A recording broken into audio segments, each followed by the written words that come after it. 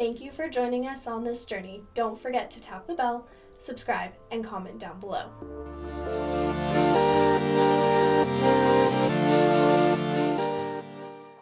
Hello, you guys. How are you? Oh, good. Good, yeah. good. Monday morning. Yeah, good morning. It's an hour's time difference for you guys, right? So you're at 9 a.m. Yeah, not too early though, but yeah, it's fine. Well, anyways, thank you for taking the time to do an interview with us and being willing to share your story and just having this opportunity to get to know you guys a little bit more. So I'm really excited for that. Why don't we take a moment and you guys can introduce yourselves and tell us where you live, what you do for work, and that sort of thing. Sure, yeah. Well, I'm Madeleine. I'm 30 years old. I'm a recruiter by trade, but I work kind of in the technical industry, so hiring engineers and smart nerdy people like that. And yeah, we both live in Port Moody in the BC area. But yeah, I was born in nearby Poco and then briefly lived in Vancouver, and then that's where I met Ryan. And I guess you can introduce yourself. I'm Ryan. I'm 35 years old. I'm an accounting manager at an accounting firm.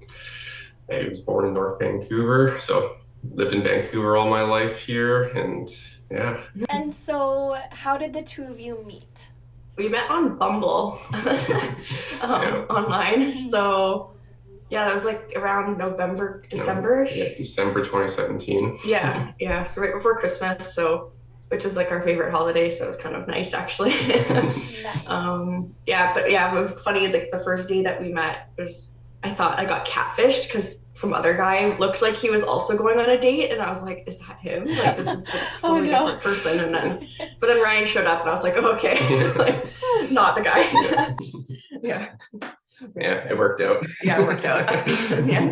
That's definitely a moment that your heart starts to race a little bit. You're already nervous, and then to put that on top of things, it makes you a little stressed. And so after you guys were talking on Bumble, you had your first date. What were your first impressions of each other in that interaction? I feel like we had started talking like pretty consistently even before we met. Like, you know how sometimes online stuff is, it's like the bare minimum or whatever. But we were already kind of just chit-chatting and things were really, I don't know. Yeah, we jived together. Yeah. I felt it on the first date, and I wanted to make sure to get her on a second date quicker. Let anyone else swoop in. Yeah. Well, and then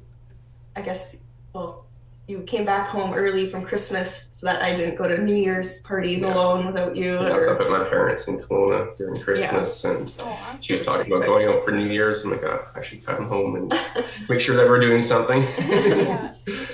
But it was a pretty good conversation. Like, it just felt like we knew each other. It was very, I don't know, easy peasy kind of, and like, for like a first date, it was pretty good actually. And then your friend claims that you did tell him that I was the one after that first date. So I don't know if he was lying at the wedding or what, but we'll say it's true. Well, he must have known something for sure in that Something moment. was there. Yeah, I guess.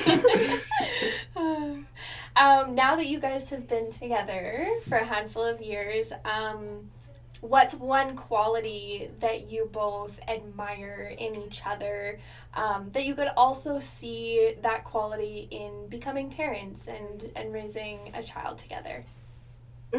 Yeah, I think Ryan's just more the calm type, like accounting, of course. It's just very calm, quiet, collected. So I think that'll be good with kids. Like, it's obviously if there's like an emergency or whatever, like, if a kid is having a crisis of some sort, probably nice to deal with. Yeah. And Madeleine's just so caring with everything. I see it with the animals and just everything these last few years, and how much she puts into things. And I can rely on her for all that. That's awesome. Are you watching a current TV show or anything like that in the evening together that you're maybe binging? Yeah, we've started Landman. Yeah, Yeah, like, Landman. Yeah, I've liked like Yellowstone and all of those like spin-offs, so that's been kind of nice. But we've been also rewatching The Big Bang Theory and then sometimes How I Met Your Mother. yeah. So That's what I it's go been back fun. to. How I Met Your Mother. I always go Yeah. back and watch Yeah. it so many times. If you both had an entire day where you had no responsibilities, how would you choose to spend it? Uh, Probably just being, I don't know, like a potato kind of, Yeah, just I like like lounging, but throwing a dog walk there too to feel a little yeah. But productive. that's a Yeah, a responsibility. longer So we dog didn't walk have to walk somewhere the dog. somewhere a little nicer than the usual. Yeah, like for me, I just like to be outside in nature. So like honestly, like just a hike and then like relaxing is good enough for me. Like Yeah. nothing crazy, nothing. Yeah. Yeah, I don't know. Life is so busy during the week, so it's like oh, it's nice to just sit at home. Absolutely. It's nice just to relax and not have to think about all that much. Yeah, exactly. What's one hobby that you enjoy yourselves that you think maybe your child might pick up potentially, or something that they would enjoy that you enjoy as well? Yeah, I think. Well, I like to garden. It's my kind of hobby, like my old lady hobby. But so I think a kid would like that. Digging in the dirt. I'm sure. Like so Yeah. stuff like that. And I don't know. I think I sometimes have a good mind of a child. Like like go when I'm shopping for his nieces. I'll be like, that toy. I wish I had that right now. And then they like love it. Like it's their favorite toy. So I Yeah. feel like kind of stuff like that. Just Mine was all sports. I played them all, so I would hope that one would correlate with the kid. They would love to play yeah. it. Yeah. Nice. Do you have like a favorite sport, Ryan? Like if you had to pick one sport? Traditional Canadian hockey. Yeah. Yeah. Yes. Yeah, you were pretty good. And then Yeah. broke your hip a little bit, but yeah. Ooh. Yeah, that's not the fun part of Yeah. playing No. sports like That's that. right there. Yeah. Well, let's switch gears into more of a conversation focused on your journey to parenthood. Would you mind, like, maybe giving us a picture of what your journey has looked like so far? What your initial conversations were about, choosing surrogacy rather than going some other options, and what that looked like for you guys? Yeah. Well, yeah, pretty much since we met, we knew we both really wanted kids. Like that was sort of our like life plans. And then of course when you make plans, things go sideways. So we started and I don't know how much details we should get into, but yeah, we started trying to conceive. We conceived pretty quickly and easily. And then at 25 weeks, basically he was stillborn, and then that's sort of when we learned that I have some sort of immune thing that's only a pregnancy issue. So, day to day, I'm totally healthy. It's just if I get pregnant, it's something's attacking the placenta, basically. Wow. So, yeah, basically, we kind of kept trying. The doctors kind of thought maybe it's a fluke, but then, four more times after that first time, it was definitely not a fluke anymore. So, um, we've talked about different things like adoption's always like something that you kind of think about, and we're not opposed to it, but at the same time we were like, well, like we are young, we have like eggs and you know embryos, so like maybe we should try the surrogacy route first. Adoption isn't necessarily straightforward either. It's like very long. And then the thought of like having a child come into your home and then could be taken away is like so painful. And after what we went through with our first being stillborn, it was like, oh, I just don't think we could handle that. Like, Yeah. so, but it's an option. But yeah, we just figured surrogacy is a really good option too for us. And yeah, hopefully we could meet someone maybe wanting to help us, and Absolutely. it could work. Like our babies that we lost were all genetically normal, and we have like really good embryos now, so we know that it's possible. It's just my oven is not working, so Yeah. When it comes time and you meet your surrogate, what type of relationship do you envision having with her during the process and then after the process as well, once the baby's born? Yeah. I mean, it might be different for you versus me as a woman or whatnot. But I think like definitely if we could become friends during the process, like that would be really great. Like just kind of having like a really close, fun relationship would be really, really nice. And then definitely staying friends after. Like I think maybe sometimes like maybe either surrogate or parents, like sometimes, you know, once the baby's born, it's sort of like goodbye. But I think it'd be really nice to just stay lifelong friends and like tell the child, hey, this person helped us, and you know, meet them one day. Like, you know, that'd be, for me, that'd be really nice. But yeah, I would love to have an open line of communication with the surrogates, and you know, not be scared to message us if she's having a bad day or something. I mean, we'll be there to support her throughout the whole process. So. And even after she wants to remain friends and everything, it really just depends, right? With your, and I was also going to mention, like, since you're in Canada too, it's nice that you might potentially be a little closer to your surrogate too. So maybe, you never know, but it could be that the opportunity arises to go and visit her in person. And that kind of leads into my next conversation of like, how involved would you like to be with the appointments and ultrasound scans and maybe even, well, of course, the birth itself. Of course. I think like as much as we can, like even if she's, you know, across the country or something, like, I mean, I have a lot of flexibility with work. I think you could probably too. So I think like we would want to go to every ultrasound if we can. You know, maybe like the first 6-week one or whatever, it's kind of hard to get to it, but pretty much everything else after that, I think we'd go. And I assume you'd probably want to come at the 20. I'd like to come to the ultrasounds. You know, as long as she's comfortable with me in the room, I don't mind sitting out. So. Whatever she's comfortable with. I mean, as much as we can, like that'd be great. Like just to experience it. And I think like the 20-week one would be like a really big milestone for us, just because that's when we found out the bad news for our first child. So I think like, you know, seeing everything doing really amazing at that point would just kind of be like, oh, hey, you know, fix the problem. Absolutely. Do you guys have a heartwarming moment in this surrogacy process so far that you've experienced that has made you feel connected to the journey ahead?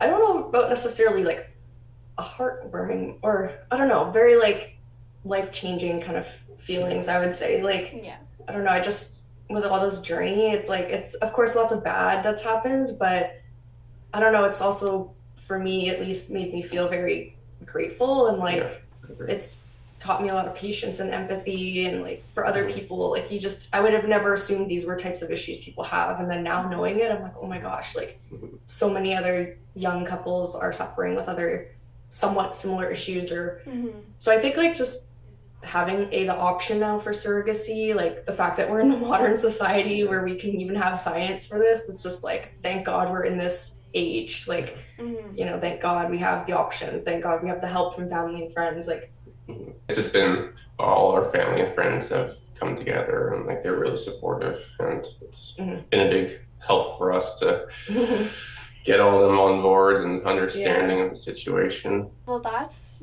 really good. And actually, I was gonna ask you, like, who do you have on your in your support system and in your world standing behind you with that? You mentioned family and friends. Yeah, pretty much all of our family and friends, like literally 100% of everyone in our life is like fully on board, fully supportive. So that's been really, really good. Like even my work, that is super supportive. They were so nice. Appointments whenever we need to, and it's just been great. Everyone around us has been great. So that makes a world of a difference, of course, when you have that support behind you through something that is emotionally challenging and can be up and down, and you never really know what to expect with it. So it's nice to have that support. Yeah, exactly. Do you guys have a childhood memory that you're excited to recreate with your future child? For me, my dad used to take me and my sister on like bike ride tours on the weekends. So like we just kind of hit every park in the neighborhood. So that, for me, that was really fun. Like I'd like to take my kid bike riding. He unfortunately cannot bike because he had his hip injury. Yeah. So I will do that alone, I guess. Mine is road trips. I love going on road trips with my family when I was young, and that's Yeah. We what I still want like to to do that. recreate and Yeah. explore BC and further. Yeah. I think we keep waiting to be like, oh, maybe we'll get a camp trailer set up, but like, oh, let's just wait till we have a kid. Like, you Yeah. know, so stuff like that would be really fun. Yeah. I know, like, we just had Christmas recently, so it's now a whole nother almost year before we can do it again. But thinking about Christmas, or even if there's other holidays too, what would that look like with you guys as a family all together? Yeah, I think probably this is typical. Like, we kind of try and be like 1 year on with my mom and her family, or my like the family from that side, or 1 year on with his family. So, yeah, my mom lives here in Vancouver, so it's easy to get to. And then yours is in Kelowna, and then I actually have my extended family from my mom's side in Penticton in BC. Nice. So it's nice when we go to the Okanagan. Like, you know, it's kind of, I don't know, fun to see everyone and just like the big family gathering and hang around with my parents, so I don't get to see too much. So, yeah. Well, it's like pretty low key, which is nice. Like I don't know, his parents' house is so cozy, so it just feels I don't know, very festive. And his mom goes insane with the decor. Like the whole house is covered in lights outside and inside, and so it's pretty fun. Yeah. That's the best. I love decorating for Christmas, and it's like it just makes everything feel so much more cozy and special. But that's pretty much the end of the questions that I have for you. I wanted to just give you the opportunity to just say a little message to the wonderful lady that has taken the time to watch your interview and might be potentially considering you guys. And so, if there's anything you'd like to say. Me first, I guess. Pretty much just like, thank you. You know, it's obviously such a massive sacrifice. Like, you know, it's not easy to be pregnant. It's not easy to be doing all these like injections and things to, you know, become pregnant. So just so grateful for anyone who even considers us, and then, you know, whoever's gonna potentially pick us as well. Just, you know, thank them so much. I don't even know how to put it into words. Like, it's basically our entire life, you know. This is like our main life goal that we have always wanted. So it'll be just so amazing when it happens.